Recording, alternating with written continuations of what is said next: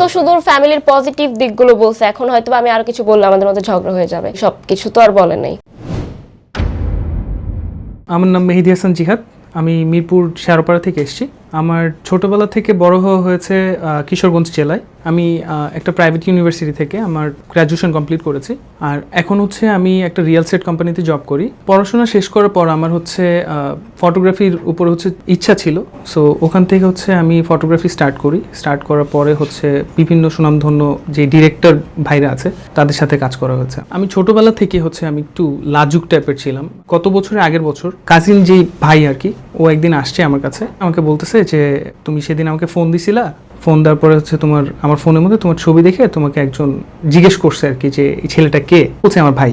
তো পরে হচ্ছে আমি বলছি আচ্ছা ঠিক আছে। তো এরপরে হচ্ছে আমার একটা ইভেন্ট ছিল শেরাটনে, তো আমি হচ্ছে আমার ছোটো ভাইকে নিয়ে গেছি। সো আমার ছোটো ভাইয়ের সাথে হচ্ছে আমি একটা ছবি তুলি আর কি লিফটের মধ্যে, যে আমি ওকে পরে বলি যে তুমি হচ্ছে আবার এটা হচ্ছে ফেসবুকে দিবা, দেওয়ার পরে হচ্ছে তুমি দেখবা যে ও হচ্ছে আবার জিজ্ঞেস করে কিনা।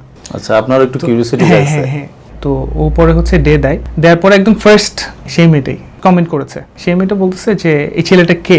পরে হচ্ছে আমার ভাই আবার রিপ্লাই করছে যে এটা হচ্ছে আমার ওই যে সেই ভাই, তুমি যে ভাইকে হচ্ছে গিয়ে সেদিন দেখে বললা যে এটা কে। আপনি নিয়মিত খবর রাখছেন? হ্যাঁ, আমার ভাই হচ্ছে আমাকে সবকিছু খবর দিচ্ছে। আমার কাজিন হচ্ছে ঢাকায় থাকতো, ইভেন হচ্ছে উনিও হচ্ছে ঢাকায় থাকতো, দুজনই ঢাকায় থাকতো। তো আমার কাজিন আমাকে একদিন বলে যে ওই মেয়েটা হচ্ছে আসবে আজকে, তো তুমিও আসো, আসলে পরে তোমাদের দুজনে পরিচয় করে দিব। পরে হচ্ছে যাওয়ার পরে যেই মেয়েটার সাথে আমার পরিচয় হওয়ার কথা ছিল, সে আগের থেকে হচ্ছে আমার ব্যাপারে জিজ্ঞেস করতেছে, বাট আমি যাওয়ার পরে সে আমাকে চেনে না। যাওয়ার পরে হচ্ছে সে একটু ইগনোর একটু ভাব নিয়ে কথা বলতেছে। তো এরপর হচ্ছে আমার রেগুলারই হচ্ছে আসা হইতো। আস্তে আস্তে তার সাথে হচ্ছে আমার কথাবার্তা শুরু হয়, কনভারসেশন শুরু হয়। পরে হচ্ছে একটা টাইমে আমার কাজিন বলে আর কি যে ভাই অনেক সুন্দর গান গেতে পারে। তো পরে আমাকে বলতেছে যে সেও আমাকে অ্যাপ্রোচ করতেছে যে একটা গান গেয়ে শোনান। তারপর বাধ্য হয়ে কি করবো, তারপর হচ্ছে আমি তাকে একটা গান শোনাই। শুনি আমরা গানটা। ধিগি ধিগি জ্বালা বুকের মাঝে প্রেমের ফাগুনে গলে যায় মন মোমের মতো হৃদয়ের আগুনে, মনে যন্ত্রণা নেই সান্ত্বনা তবু আশা কি থামে, কিছু স্বপ্ন যে পেল রং খুঁজে আজ তোমারই নামে, প্রেম আমার ও প্রেম আমার, প্রেম আমার ও প্রেম আমার। গান শোনানোর পর থেকেই সে হচ্ছে আমার কাজিনকে প্রতিনিয়তই বলতো যে তোমার ভাইয়াকে বলো আসতে, তোমার ভাইয়াকে এসে গান শোনাতে বলো। সময় হতো না আর কি আসার জন্য। সো তাও হচ্ছে আমি করতাম কি মাঝে মধ্যে শুটিং হাফ রেখে আমি চলে আসতাম, ওনার সাথে এসে আড্ডা দিতাম। সো একটা টাইমে হতো কি আমি এসে বসে থাকতাম তার জন্য। আমার কাজিন ওকে ফোন দিত, ফোন দিয়ে বলতো যে ভাইয়া আসছে তুমি আসো। ও বলতো যে আমি এখন ব্যস্ত আছি, আমি আসতে পারবো না। সো আমি ওর জন্য হচ্ছে অনেক ওয়েট করতাম। সন্ধ্যার দিকে গিয়েছি, রাত্রে 11টা সাড়ে 11টার দিকে হচ্ছে আমি ওখানে বসে থাকতাম যে না সে আসবে, একটু হলো আসবে, সে এসে দেখা করবে। বাট সে আসতো না, বাট তাও হোপ ছাড়িনি, মানে কন্টিনিউয়াসলি হচ্ছে তার সাথে লেগেছিলাম আর কি। সো একদিন হচ্ছে আমি সিলেটে হচ্ছে একটা শুটিংয়ের মধ্যে যাই। সো ওই টাইমে হচ্ছে সারা রাতি তার সাথে কথা বলতে বলতে গেছি। ওই দিনই হচ্ছে তার সাথে আমার প্রথম ডিপলি কথা হয়েছে। সো ওই দিনই হচ্ছে তাকে আমি প্রকাশ করছি যে হ্যাঁ আমি তাকে পছন্দ করি। আমার নাম স্নেহা, আমি মিরপুরে থাকি। ওর কাজিন স্টোরি দিছিল, স্টোরিতে দেখছিলাম। ওই প্রথম এক দেখায় হয় না যে একটু চোখের ভালো লাগে, ওরকম ভালো লাগছিল, বাট ওরকম মানে সিরিয়াস ছিল না। তো আমি এমনি জিজ্ঞেস করছিলাম ছেলেটাকে, তখন বলল যে ওর ভাই হয়। তো একদিন আসে, দেখা করে। প্রথম দিকে অনেক আসতো, এসে বসে থাকতো, আমাকে ফোন দিত আসার জন্য। আমি অনেক সময় আসতাম, আবার অনেক সময় আসতামও না, অপেক্ষা করাতাম। তো এইভাবে আর কি শুরুটা হয়। তখন হচ্ছে পাত্তা পেতাম না আমি। তো আমার কাজিন হচ্ছে আমাকে বলে যে ভাইয়া তার হচ্ছে বার্থডে হচ্ছে এমুক একদিনে। সো আনফর্চুনেটলি ওই দিন হচ্ছে আমার একটা শুটিংয়ের কাছ থেকে নরসিংদীতে সবকিছু শুটিং শেষ হইতে অনেক লেট হয়ে যাচ্ছিল। তো ওই দিন হচ্ছে রাত 12টার দিকে হচ্ছে আমি তাকে উইশ করবো, আমার এরকম একটা প্ল্যান। তো আমি নরসিংদী থেকে আস্তে আস্তে অলমোস্ট 11টা বেজে গেছে। তো চলে এসে পরে হচ্ছে আপনার বার্থডের জন্য কেক টেক সবকিছু রেডি করে তো আমার কাজিনকে নিয়ে হচ্ছে গেলাম। যাওয়ার পরে তাকে হচ্ছে নামতে বলছে, সে নামছে, তার বাড়ির নিচে গেছে। হ্যাঁ, সো ওকে ফোন দিয়ে নামাইছে। নামানোর পরে হচ্ছে আমি লুকিয়েছিলাম, ওর হাতে হচ্ছে আমার কাজিন হচ্ছে ফুল দিয়ে নিয়ে আসে এদিকে। তখন গিয়ে হচ্ছে আমরা সেলিব্রেশনটা করি। এরপর থেকে হচ্ছে মানে সে একটু পাত্তা দেওয়া শুরু করে আমাকে। সে হচ্ছে আমাকে একটু স্পেশাল ফিল করায়। তো আমি যখন শুনলাম সে আমাকে পছন্দ করে, আমি হচ্ছে আমার আম্মুকে জানাই, তারপর আমার বাসা থেকে বলে ছেলেটাকে আসতে বলো, ছেলেটার সাথে কথা বলি, দেখি আমরা। মা এই কথা বলে? হ্যাঁ, তারপর সে যখন সিলেট থেকে ঢাকায় আসে তাকে আমার বাসায় ইনভাইট করি, আমার আম্মু আপুরা তার সাথে কথা বলে দেখে, এবং হচ্ছে আমার আম্মু আপুরা সবাই ওকে খুব পছন্দ করে, কারণ দেখতে তো একটু সুন্দর সুন্দর না, তো সবাই মোটামুটি পছন্দ করে।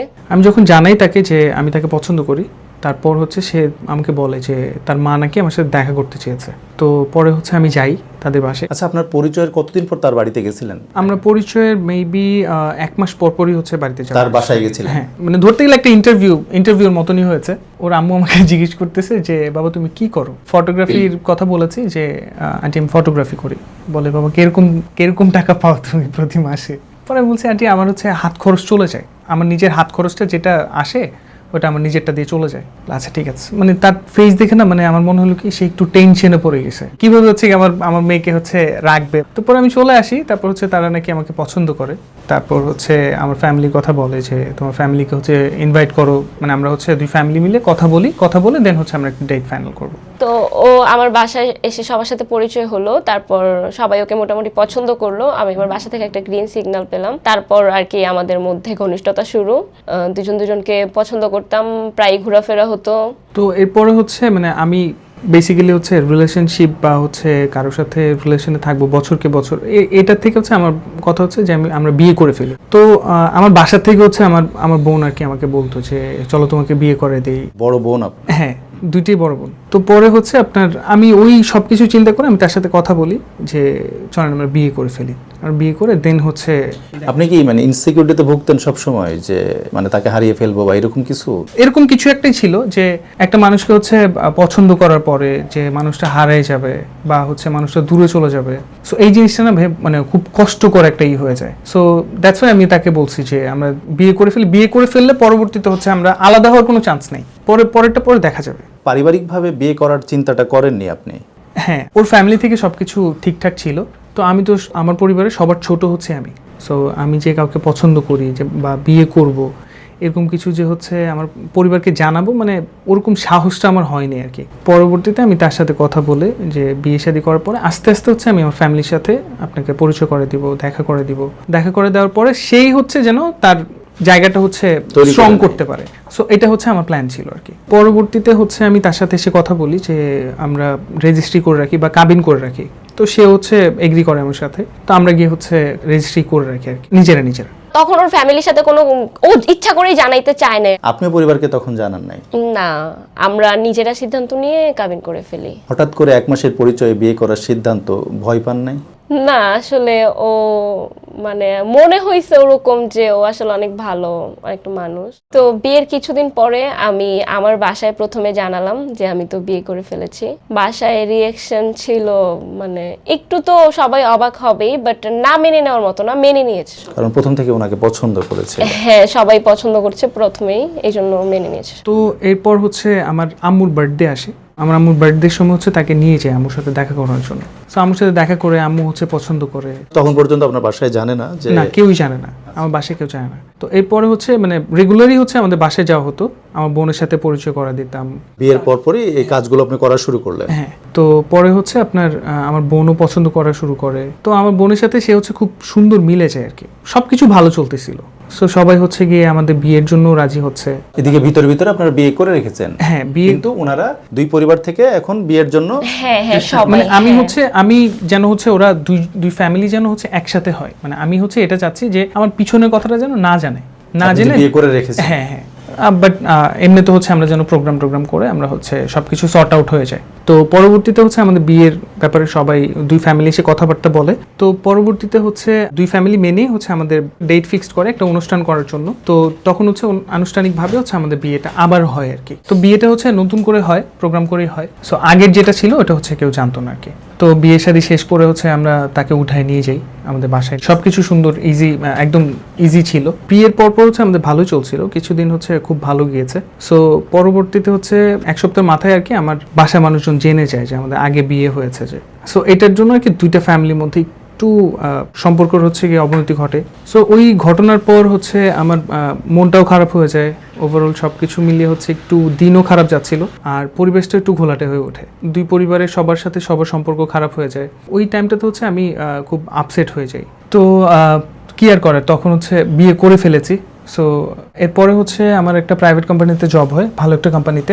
তো এরপরে হচ্ছে আমরা আলাদা হয়ে যাই। দুই ফ্যামিলি মিলেই প্রোগ্রামটা হয়েছে, বাট তখন ওই ফ্যামিলি জানে না আমাদের আগেই বিয়ে হয়ে গেছে। তো আমাদের বিয়ের প্রোগ্রামের পরে ওর ফ্যামিলি জানতে পারছে আমাদের আগে বিয়ে হয়ে গেছিল। এই নিয়ে হচ্ছে ঝামেলা আর কি। তখন হচ্ছে আমি তো আমার শ্বশুর বাড়িতেই গেছি বিয়ের পরে, তো জানার পরে আর কি আমাদের ঝামেলাগুলো শুরু। তারপরে আর কি আমরা ফ্যামিলি থেকে সেপারেট। না না, অন্য কোনো প্রবলেম ছিল না আর কি, আমাদের বিয়ের ঘটনাটা জানার পরেই একটু ফ্যামিলিতে যাওয়া বাদ দিয়ে দিয়েছেন, কথাবার্তা বন্ধ? হ্যাঁ, সব বন্ধ, একদম বন্ধ। আপনার হ্যাঁ এখন বর্তমানে ওই ফ্যামিলির সাথে আপনার যোগাযোগ নাই? হ্যাঁ, আর কি কিছুই নেই, মানে একটা অনেক বিশাল ঝামেলা হওয়ার পরে বের হয়ে আসছি, তারপরে আর যাওয়া হয় নাই, কথাও হয়। কতদিন ধরে ডিটেইলস? 7 মাস নাকি 8-9 মাসের মতো। আপনাকে পরিবার থেকে আপনি জান না আপনার আমি মাঝে মধ্যে চাই, আম্মুর সাথে কথা হয়, বাট আমার বোনের সাথে কথা হয় না। আপনি কি ও বাসায় মাপ চাইছেন? অবশ্যই পায়ে ধরেও মাফ চাইছি, ও মাফ চাইছে, আমরা সবাই মাফ চাইছি। তারপরে জিনিসটা স্বাভাবিক হয় না? স্বাভাবিক হয়নি। ও তো শুধু ফ্যামিলির পজিটিভ দিকগুলো বলছে, এখন হয়তো আমি আরো কিছু বললে আমাদের মধ্যে ঝগড়া হয়ে যাবে, সবকিছু তো আর বলে নাই। তো আলহামদুলিল্লাহ আমরা এখন ভালো আছি, আমরা এখন একসাথে সংসার করছি। সো আপনারা সবাই আমাদের জন্য দোয়া করবেন, আমরা যেন সামনে হচ্ছে আরো ভালো থাকতে পারি, সব প্রবলেমস যেন হচ্ছে আমরা দুইজন মিলে হচ্ছে সলিউশন করতে পারি। আছি আমরা আলহামদুলিল্লাহ ভালো, কিন্তু মনে তো কিছু কষ্ট আছেই, সেই কষ্টগুলো নিয়ে হয়তো বেঁচে থাকতে হবে। জানি না নসিবে কি আছে, কিন্তু চেষ্টা করে যাচ্ছি সবকিছু ঠিকঠাক করার। আমাদের জন্য দোয়া করবেন, আমরা যেন জীবনের শেষ দিনগুলো পর্যন্ত একসাথে ভালো থাকতে পারি। ভুল মানুষই করে, আর সেই ভুলকে ক্ষমা করে আপন করে নেওয়াটাই পরিবারের সবচেয়ে বড় সৌন্দর্য। আজ এই দুইটা মানুষ শুধু ভালোবেসে একসাথে থাকতে চেয়েছিল, পরিবারকে না জানিয়ে সিদ্ধান্ত নেওয়াটা ঠিক হয়নি, বরং ভয় ছিল ভালোবাসার মানুষটাকে হারিয়ে ফেলার। পরিবারের সাথে যোগাযোগ নেই এমন কষ্টের কথাগুলো শুনে সত্যিই মনটা ভারী হয়ে গেছে। নিজের পরিবার থেকে দূরে থাকা একটা সন্তানের ভিতরের কষ্ট হয়তো ভাষায় প্রকাশ করা যায় না। আর মেয়েটাও হয়তো প্রতিদিন অপেক্ষা করছে কবে স্বামীর পরিবার তাকে নিজের মেয়ের মতো গ্রহণ করবে। আমরা লাভগুরু স্টুডিও কারো পরিবার নিয়ে সিদ্ধান্ত দিতে চাই না, তবে একটা সম্পর্ককে কাছ থেকে দেখে শুধু এতটুকুই বলতে চাই, আপনার সন্তানরা আজও আপনাদের ভালোবাসে, আপনাদের কাছেই ফিরে আসতে চাই। রাগ থাকতে পারে, অভিমান থাকতে পারে, কিন্তু মা বাবার দরজা যেন সন্তানদের জন্য কখনো বন্ধ না হয়। তবে সন্তানদেরও উচিত পরিবারের প্রতি আরও দায়িত্বশীল আচরণ করা। জীবনে ভুল সিদ্ধান্ত মানুষ নিতেই পারে, কিন্তু সেই ভুল শুধরে নেওয়ার সবচেয়ে বড় জায়গা হলো পরিবার। তাই দুই পরিবারের কাছেই আমাদের বিনীত অনুরোধ, সন্তানদের আরেকটা সুযোগ দিন, তাদের কথা শুনুন, বুঝুন, আর নিজেদের মতো করে সঠিক সিদ্ধান্ত নিন। কারণ দিনের শেষে রক্তের সম্পর্ক, ভালোবাসা আর পরিবারের বন্ধন এসবের চেয়ে বড় কিছু হয় না। দুইটা মানুষের ভালোবাসা যেন দুইটা পরিবারের দূরত্ব না বাড়ায়, বরং আবার সবাইকে এক করে দেয়। এই দোয়া আর প্রত্যাশা রেখেই আজকের মতো বিদায় নিচ্ছি। আসসালামু আলাইকুম।